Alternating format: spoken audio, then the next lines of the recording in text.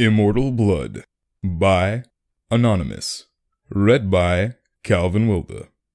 The moon and the stars were hidden from sight, making that particular quiet night especially dark.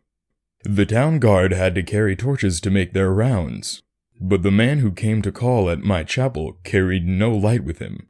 I came to learn that Movarth Pequine could see in the dark almost as well as the light, an excellent talent, considering his interests were exclusively nocturnal.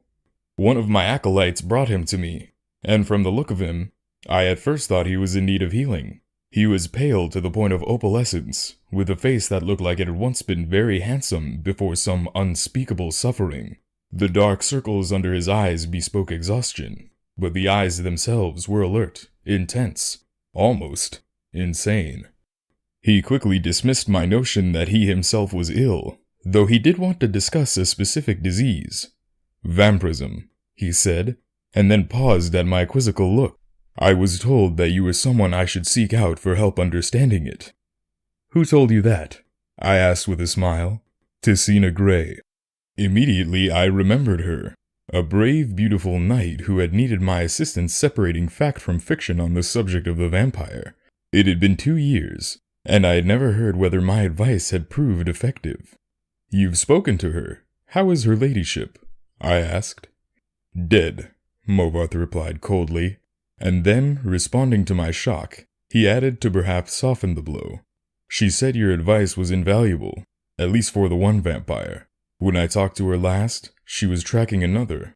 It killed her. Then the advice I gave her was not enough. I sighed. Why do you think it would be enough for you? I was a teacher once myself, years ago, he said. Not in a university. A trainer in the Fighters Guild. But I know that if a student doesn't ask the right questions, the teacher cannot be responsible for his failure. I intend to ask you the right questions. And that he did. For hours he asked questions and I answered what I could, but he never volunteered any information about himself. He never smiled. He only studied me with those intense eyes of his, committing every word I said to memory. Finally, I turned the questioning around. You said you were a trainer at the Fighters Guild. Are you on an assignment for them? No, he said curtly, and finally I could detect some weariness in those feverish eyes of his. I would like to continue this tomorrow night, if I could. I need to get some sleep to absorb this. You sleep during the day, I smiled. To my surprise, he returned the smile, though it was more of a grimace. When tracking your prey, you adopt their habits. The next day he did return with more questions, these ones very specific. He wanted to know about the vampires of Eastern Skyrim. I told him about the most powerful tribe, the Volkaier, paranoid and cruel, whose very breath could freeze their victims' blood in the veins. I explained to him how they lived beneath the ice of remote and haunted lakes, never venturing into the world of men, except to feed. Movarth Pequine listened carefully, and asked more questions into the night, until at last he was ready to leave. I will not see you for a few days, he said, but I will return, and tell you how helpful your information has been. True to his word, the man returned to my chapel shortly after midnight 4 days later. There was a fresh scar on his cheek, but he was smiling that grim but satisfied smile of his.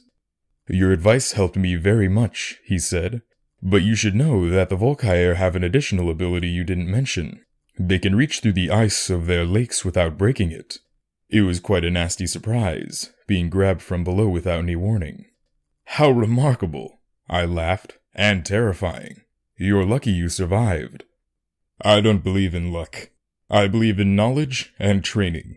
Your information helped me, and my skill at melee combat sealed the bloodsucker's fate. I've never believed in weaponry of any kind. Too many unknowns.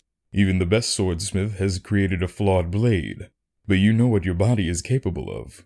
I know I can land 1,000 blows without losing my balance, provided I get the first strike. The first strike, I murmured. So you must never be surprised. That is why I came to you, said Movarth. You know more than anyone else alive about these monsters, and all the cursed varieties across the land. Now you must tell me about the vampires of northern Valenwood. I did as he asked, and once again his questions taxed my knowledge. There were many tribes to cover, The Bonsamu, who were indistinguishable from Bosmer, except when seen by candlelight. The Kirilith, who could disintegrate into mist. The Yakef, who swallowed men whole. The dread Telbarth, who preyed on children, eventually taking their place in the family, waiting patiently for years before murdering them all in their unnatural hunger. Once again he bade me farewell, promising to return in a few weeks, and once again he returned as he said, just after midnight. This time, Movarth had no fresh scars, but again had new information. You were wrong about the Kirilith being unable to vaporize when pushed underwater, he said, patting my shoulder fondly. Fortunately, they cannot travel far in their mist form, and I was able to track it down. It must have surprised it fearfully. Your field knowledge is becoming impressive, I said. I should have had an acolyte like you decades ago. Now tell me, he said, of the vampires of Cyrodiil. I told him what I could. There was but one tribe in Cyrodiil, a powerful clan who had ousted all their competitors, much like the Imperials themselves had done. Their true name was unknown, lost in history, but they were experts at concealment. If they kept themselves well fed, they were indistinguishable from living persons. They were cultured, more civilized than the vampires of the provinces, preferring to feed on victims while they were asleep, unaware.